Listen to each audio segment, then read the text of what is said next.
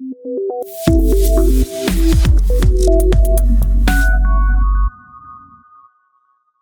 in the second subtask of the calculator program, what we are going to be doing is we are going to be handling user choice. That is, based on the particular inputs user give, based on these options we displayed in the previous task, we have to print out a particular message. So let's look into this. First, we're going to give the display, same as the previous subtask. And then in the calculator function, what we're going to do is we're going to use the if-else statement. So if user choice is 1, that is if the user chooses add, then we're going to print let's initiate addition. So if the user choice is 2, we're going to print let's initiate subtraction. And if the user choice is 3, we're going to print exit the program. Now on to the main function. First, what we're going to do is we're going to be displaying the calculator display function so that we can show the options to the user.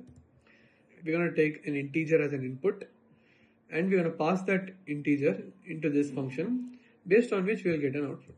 So let's see how this thing works.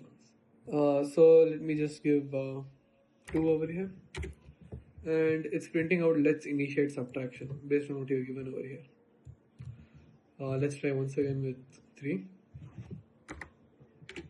Once again, it's printing as per what you've given over here.